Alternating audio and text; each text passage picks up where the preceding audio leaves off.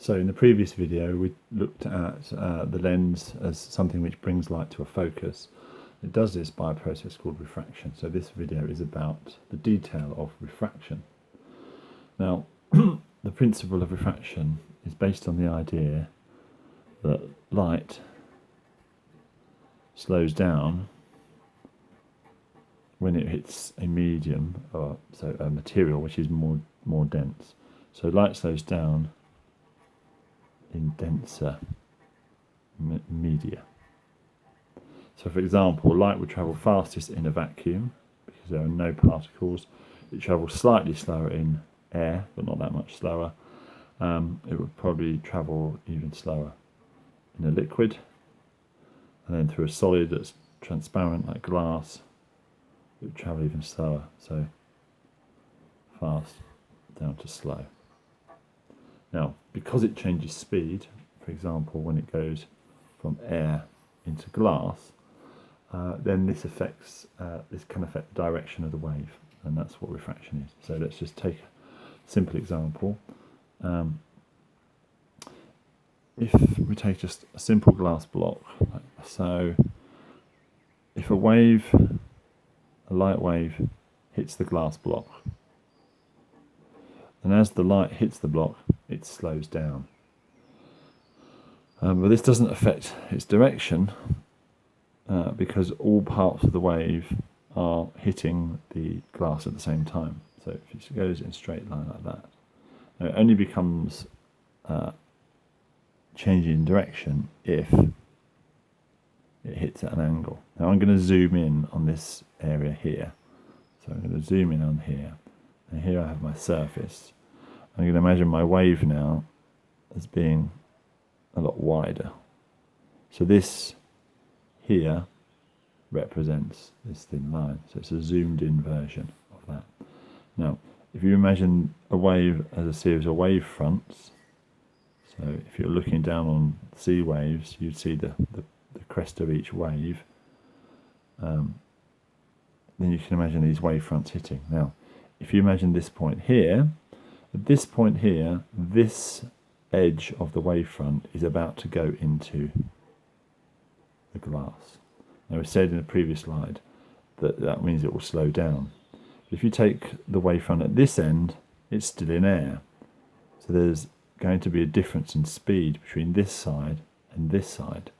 Now as this one slows down, if we move the time on a little bit, this end may have only travelled this far, whereas this one may have travelled this far. If you join up the wavefronts again, you'll see that the wavefronts have come in like this, but now they've turned. And so what we have here is once they're all in, then they all travel at the same speed, so they carry on in a straight line, like so. So the whole idea of refraction comes from the idea that one edge of a light wave will hit the glass first and slow down, whilst the other edge is still in the air and therefore it will overtake. You'll notice also that the wavelength here gets shorter. Okay, so when things slow down, the wavelength is reduced. If you think of the wave as a vibration and it's moving forward each second, then you can see the idea that perhaps when you're in glass you don't move forward as far each second and therefore the waves get squashed together.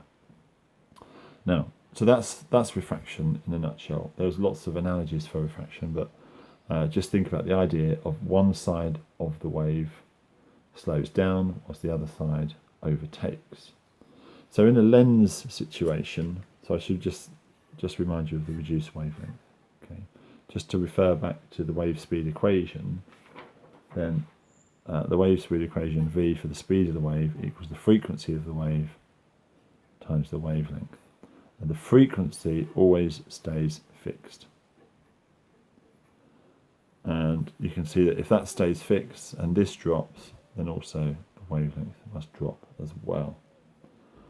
Okay, just want to have a look at the situation of a lens. Now a curved lens might be too tricky to consider, so we can break the lens into a more simple diagram.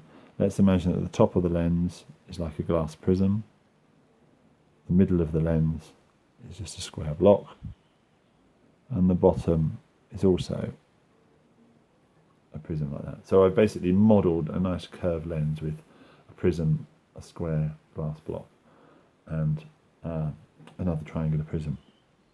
So let's just zoom in on this one. So here's this one zoomed in, and we can see what happens to waves. So when a wave comes in, parallel to the principal axis, let's draw my principal axis in here. So this is the enlarged version of this one here. You can see that we have this situation where one side of the wave is going to hit faster than hit sooner than the other. So we'll have this overtaking taking place. So the light will bend in. And again, when it hits this side, you can see that we've got the same effect again, where this side of the wave will hit first, and so we'll bend further. Don't think my diagram's up too much there, but there we go. So you can see that that brings the wave in. So if I just model that one brings that wave in, and on this one you can see that those two prisms at the top and bottom are going to serve to bring the light in. Now a wave that travels through a glass block, I'll just avoid the principal axis if I can. No, I can't. Will just behave like our first one, which means it will go straight through. So that's why a lens of this shape brings light to a focus, because effectively you have refraction here which bends it in, and then it bends as it comes out again as well.